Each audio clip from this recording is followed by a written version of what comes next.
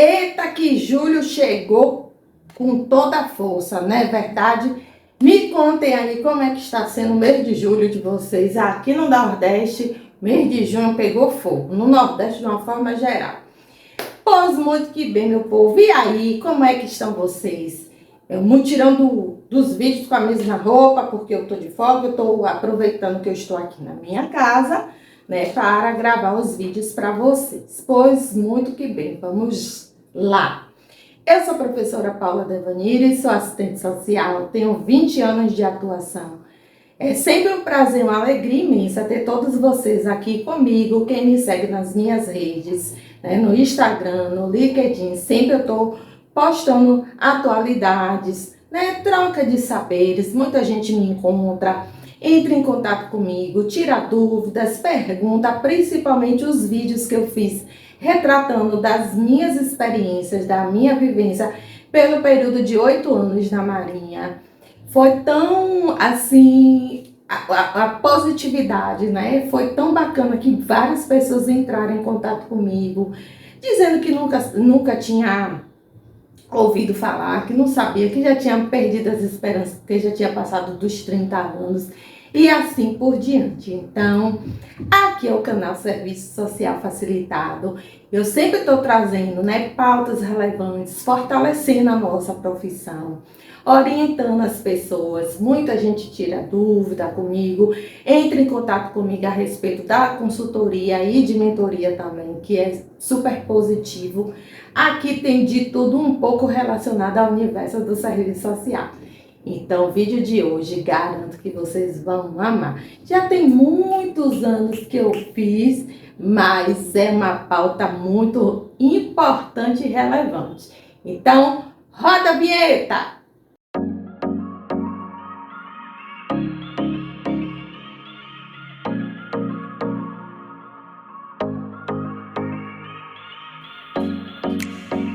Pois então, vamos lá. Já botei meus óculos aqui, meu olhinho, porque sem ele eu não enxergo nada. E o cabelo aqui insistindo em ficar. Aqui é o baby hair, insistindo em aparecer. Pois, vamos lá, a nossa pautinha do nosso vídeo. Eu já fiz inúmeros. Me recordo perfeitamente da primeira vez que eu fiz. Me recordo da sensação que eu tive. E eu garanto que muita gente fica super temerosa, nervosa e gagueja. E não consegue respirar, não consegue perguntar tudo que tem para perguntar. Pela questão do nervosismo. Às vezes falam, então, dizendo na sala, o que é que você está falando? Me conte, porque eu quero saber. Eu estou falando de quê? Do primeiro atendimento. Pois é. Você, profissional com muita expertise, você se recorda do seu primeiro atendimento? Como foi? Conte aqui para mim, porque eu quero saber. E você, estudante, que já está no estágio, você já fez algum atendimento sozinha ou com suporte da sua técnica? Ou você que já se formou e ainda não atuou, você tem nervosismo, fica se imaginando como será o seu comportamento no primeiro atendimento? Pois o vídeo de hoje nós vamos aqui falar um pouquinho a respeito da temática. E o que foi que eu separei aqui, né? Primeiro estágio, recém-formada, há muito tempo de formada, mas ainda não conseguiu sua primeira experiência profissional. Ou você que tem muitos anos, eu conheço várias colegas que só têm expertise profissional em uma área só, principalmente o pessoal da saúde, vários colegas minhas sempre atuaram na saúde, nunca atuaram em outra vertente, diferente de mim, que eu já atuei na área socioambiental, na assistência social, na saúde mental e o que mais? E na educação. São tantas que às vezes dá uma bugada, é isso. Socioambiental, assistência social, saúde mental e educação. Então, né, eu tenho expertise nessas 5 vertentes. Mas tem outras colegas que não têm, né? Apesar da minha área de educação, eu estava na condição de educadora, de professora. Mas então vamos lá. Então, o que foi que eu pontuei aqui? Antes de mais nada, né, é importante a gente ter a centralidade que eu pontuei o quê? Meu primeiro atendimento, o que fazer, como fazer e o que não fazer, o que eu não devo fazer. Então, é importante a gente ter essa centralidade. Mas antes de iniciar a nossa pauta, eu trouxe aqui que eu fiz uma consulta prévia. Eu pesquisei aqui e tem uma resolução, né, do Conselho Federal de Serviço Social, que é a 493 de 2006, que dispõe sobre as condições éticas e técnicas do exercício profissional do assistente social. E no seu primeiro artigo diz: é condição essencial, portanto obrigatória, para a realização e execução de qualquer atendimento ao usuário do serviço social, a existência de um espaço físico nas condições que essa resolução estabelece. O local de atendimento destinado ao assistente social deve ser dotado de espaço suficiente para abordagens individuais ou coletivas, conforme as características do serviço prestados, e deve possuir e garantir as seguintes características físicas: iluminação adequada ao trabalho diurno e noturno, conforme a organização institucional, recursos que garantam a privacidade do usuário daquilo que for revelado durante o processo de intervenção profissional, ventilação adequada, atendimentos breves ou demorados com portas fechadas, espaço adequado para a colocação de arquivos para adequada guarda de material técnico de caráter reservado ou de caráter reservado. No seu artigo 3º, o atendimento efetuado pelo assistente social deve ser feito de portas fechadas, de forma a garantir o sigilo. O material técnico utilizado e produzido no atendimento de caráter reservado, sendo seu uso e acesso restrito aos assistentes sociais.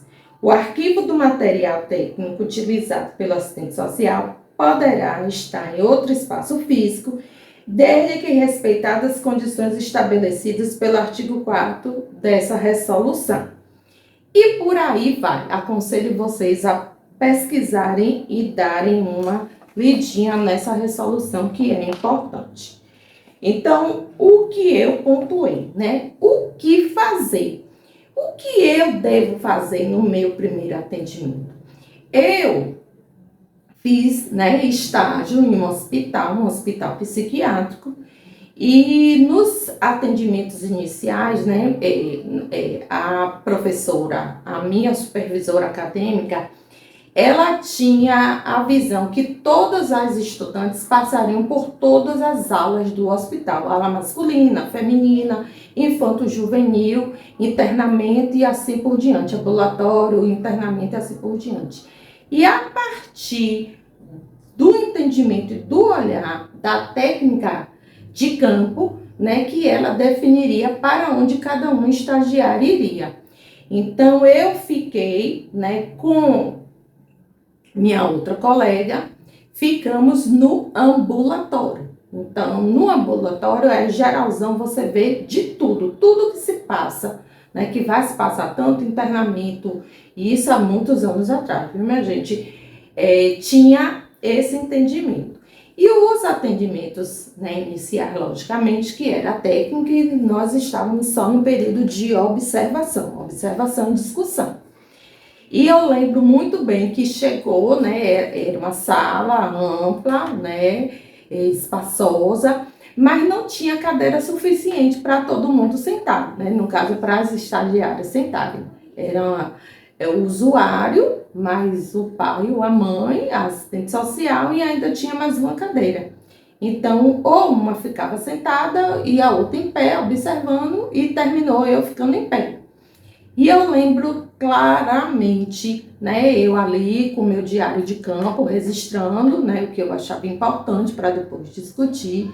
Em 1 minuto, né, tinha um mapa da Bahia enorme atrás dela. Em 1 minuto que eu me virei, que eu olhei assim pro mapa, né, depois voltei e acabou o atendimento, e depois a gente foi discutir. E eu lembro claramente que a assistente social chamou a minha atenção, que eu fui dispersa, distraída no atendimento, porque eu me virei e olhei para o bendito do mapa. Eu, né, no momento, fiquei chateada pela forma que ela me tratou, falou, né, e procurei corrigir. Eu sou desse tipo, né? Eu sempre procuro corrigir se eu fiz algo de errado, ou até mesmo se eu não fiz, eu procuro corrigir, para não acontecer mais. E assim foi, né? Concluí meu estágio e fomos, né? Em determinado momento, né, que eram 3 estágios, ou seja, 1 ano e meio de estágio curricular obrigatório, chegou nos momentos, né, que eu fazia os atendimentos. E nunca era uma estagiária só, eram 2, né? Sempre a gente fazia os atendimentos em conjunto. E eu nunca tive dificuldade, nem eu, nem a colega que estava comigo, eu nunca tive dificuldade. Partindo para, né, profissão, eu sempre digo, eu tive a sorte e também a competência, claro, né, de ser absorvida pelo meu campo de estágio. Então, eu não tive tanta dificuldade, porque eu passei a fazer, né, o que eu já fazia, só que na condição de estagiário. Então, o que foi que eu pontuei aqui?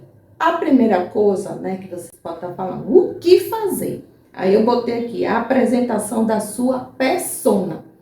A apresentação de quem é você. O usuário não te conhece, né? Ele chega no serviço, ele vai chegar no equipamento, vai chegar no setor, mas ele não sabe quem é que vai ser o profissional que vai atender, né? Quando já é um atendimento seguinte, ele já te conhece, mas no primeiro atendimento, ele não sabe quem é você.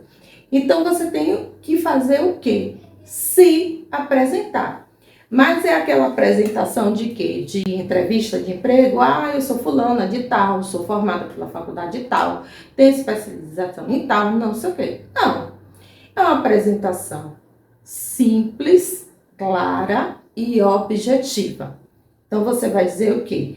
Eu pontuei aqui para eu retratar. Quando eu estava na assistência social, na área socioambiental, e quando eu estava lá na Marinha, né? Eu já trouxe aqui vários vídeos, eu fui militar temporária por 8 anos. Então, quando eu estava no CRAS, como técnica do CRAS, eu dizia, olha, eu sou Paula, né? Meu nome é Ana Paula Devanaire, na verdade a pronúncia é Devanaire, mas ninguém consegue ter esse feeling, então é Devanire, é do jeito que o povo fala. Então eu sempre dizia, eu sou Paula, sou assistente social, trabalho aqui no CRAS e eu vou fazer o seu atendimento. Ou, quando eu estava na Marinha, eu dizia, eu sou a tenente Paula Devanire, que era o meu nome de guerra, sou assistente social e vou realizar o seu atendimento. Pronto. Então, muitas colegas podem estar achando assim, eu vou dizer, eu sou Maria Joana, sou assistente social e estou aqui para te ajudar. Eu não gosto dessa postura. Isso sou eu, Paula Devanaire. Não gosto, né? Eu estou aqui para fazer o seu atendimento. Ou se você quiser se estender um pouco mais, você pode dizer, eu estou aqui para fazer o seu atendimento e vamos viabilizar as suas demandas apresentadas. Mas não precisa. Na minha visão, enquanto técnica de 20 anos de atuação como assistente social, eu sempre falei assim. E deu sempre super certo. Então, continuando, realize a escuta qualificada. Isso é primordial. O que é a escuta qualificada?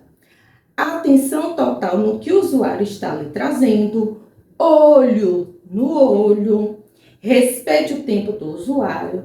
Muitas das vezes, ele ou ela, né, o ser em questão está ali te confidenciando o seu contexto, né, seu cenário de vida, aonde ele ou ela não contaria a mais ninguém. Então, sempre, né, olho no olho, respeitar o tempo do usuário, o tempo de fala. Muitas das vezes tem algumas pessoas que falam mais ou falam alguma coisa que você não entende, que você não conseguiu compreender.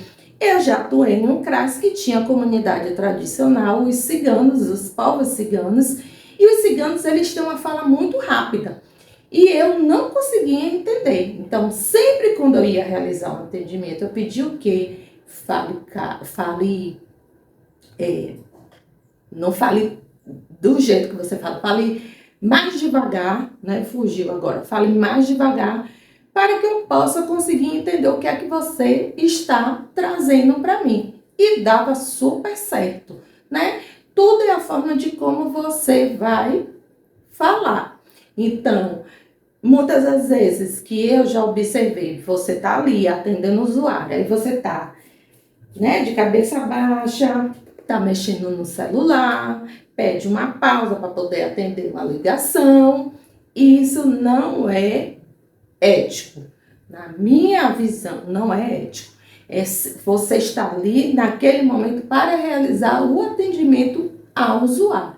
Então, você tem que estar focado naquele atendimento. Então, você tem que estar olhando no olho, né? Atento às expressões faciais, à expressão corporal. Eu sempre, desde quando eu comecei a realizar atendimento, eu sempre fiquei, né, focado na expressão facial, na expressão corporal, que também te traz muitas informações.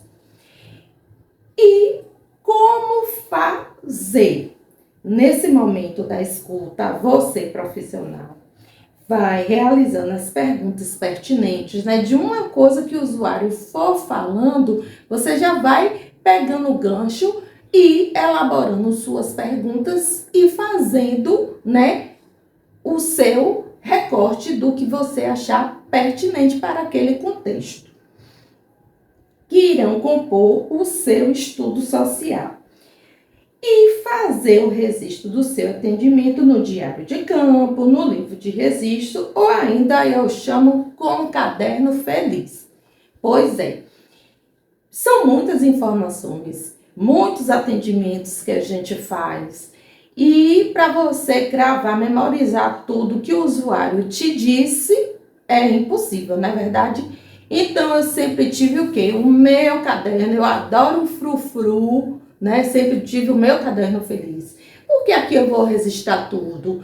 Vou anotar a data que eu atendi, as primeiras impressões, tudo que eu consegui extrair, consegui absorver daquele usuário, eu vou registrar aqui, que é o meu diário de campo, o meu livro de registro. E depois disso, eu posso transcrever para o prontuário da pessoa, ou eu posso digitar, imprimo, assino e carimbo e anexo ao prontuário. Ou muito além, em alguns, principalmente na área da saúde, está trabalhando com o prontuário digital, né? Você entra com o seu login, sua senha e você faz o seu registro do seu atendimento ali. Então, a gente tem que também estar atento para as tecnologias. A gente tem que fazer de um tudo. E conheça, que é importante também, conheça as normativas da instituição, a rede socioassistencial para realizar um atendimento seguro, firme e saber quais são as intervenções e os encaminhamentos possíveis para a demanda apresentada ou as demandas apresentadas. Muitas das vezes, no atendimento, não é uma única demanda, e sim mais de uma demanda. Então, a gente tem que estar preparado. Conhecer essa rede assistencial, saber quem são as pessoas da rede socioassistencial para nós fazermos os nossos encaminhamentos. Eu, na Marinha, não tinha experiência nenhuma, né, do serviço social no militarismo, da política de assistência social das Forças Armadas. Mas eu procurei o quê? Me apropriar. Fui ler as normativas, fazia as minhas anotações, né, das normativas. Eu tinha norma ali para me safar a qualquer momento que eu desejasse, para fazer a consulta a qualquer momento que eu desejasse. Mas eu fazia as minhas anotações para que no atendimento, se surgisse alguma dúvida e que eu não soubesse, né, referente à demanda apresentada ali, né, no meu recorte, eu já saberia o que dizer para o usuário, que é extremamente importante. Nunca nós devemos prestar informação que nós não sabemos. Se você não sabe, se é a sua primeira experiência, se você ainda não tem propriedade e profundidade, jamais diga, eu acho que é assim, eu acho que é assado, porque isso vai demonstrar insegurança para a pessoa que está do outro lado. Então, se você não sabe, procure saber. E nada pior do que você, 1 minuto, eu vou sair e fica aqui me aguardando que eu volto já. Não é legal. Mas entre você prestar a informação errada e precisar pedir 1 minutinho para o usuário, para buscar orientações referente a uma dúvida, faça. Mas nunca preste informação errada para um usuário. Outro ponto também que eu acho essencial e primordial é estabelecer junto ao usuário, traçar um plano de ação, um plano de acompanhamento, ou até mesmo um contrato de acompanhamento. Isso acontece muito na vertente do CRAS, do CREAS, né? Eu nunca atuei no CREAS, já atuei no CRAS.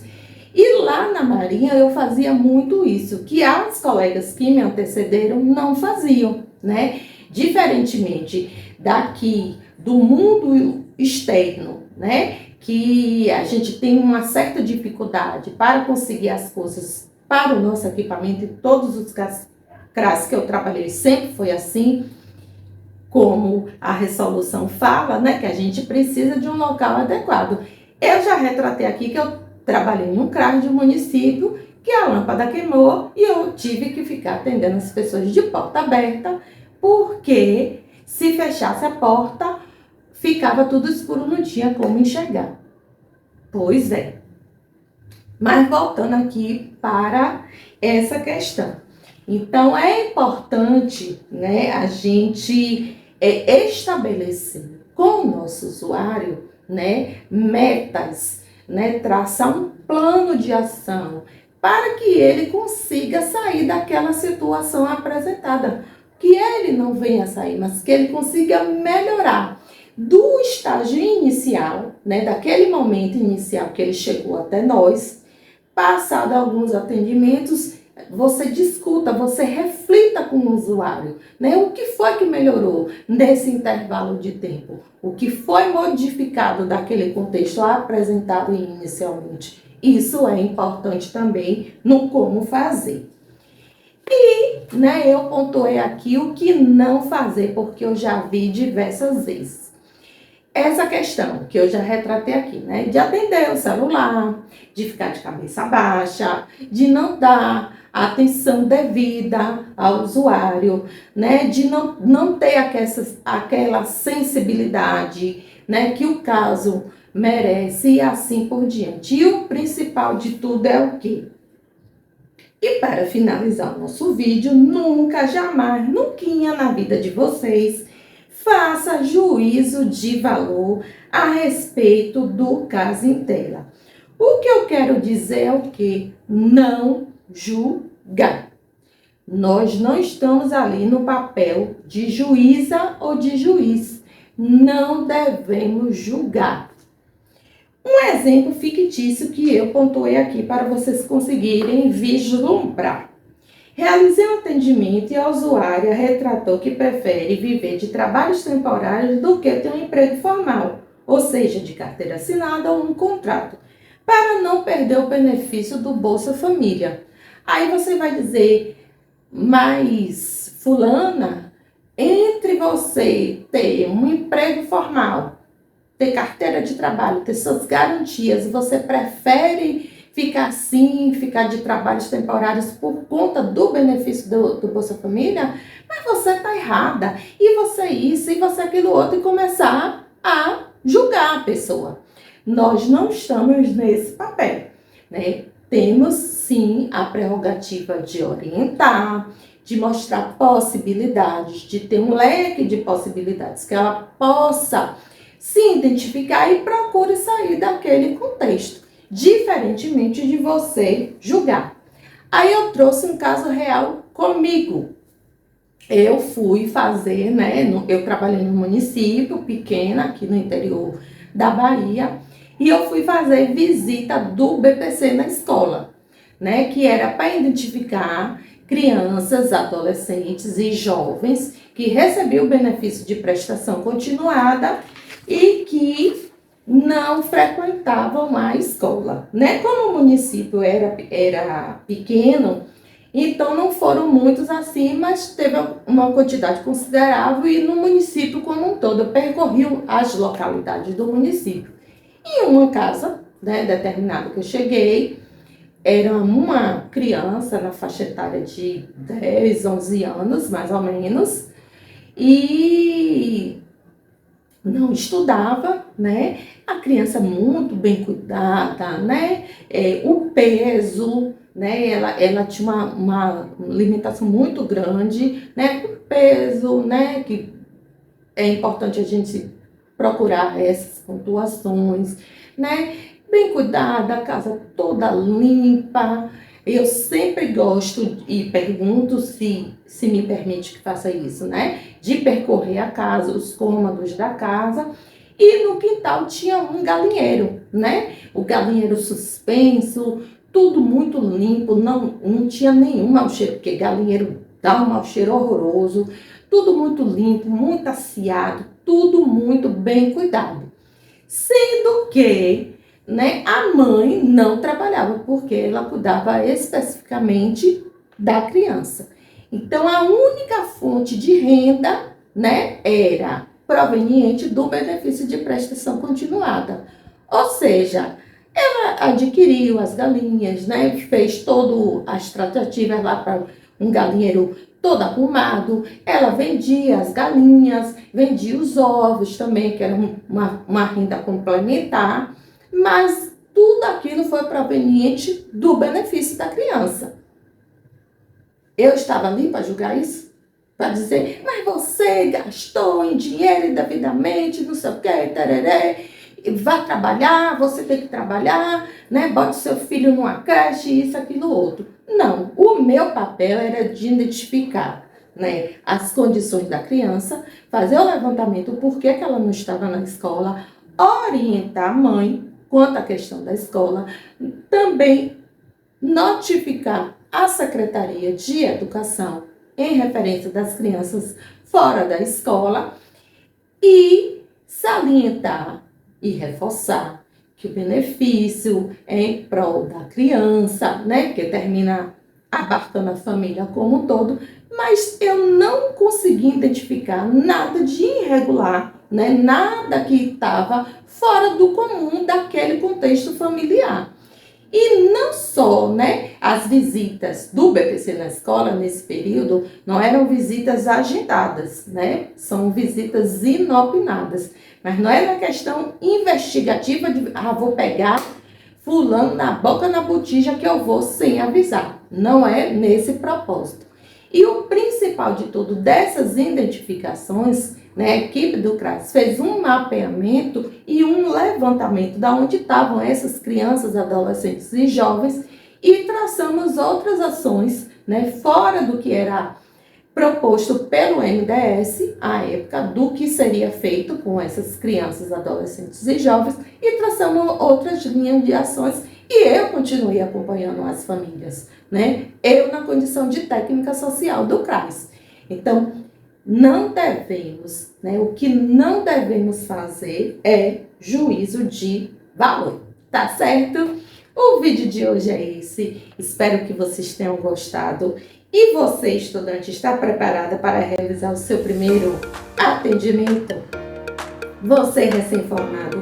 Você que já se formou tem muito tempo, mas ainda não atuou?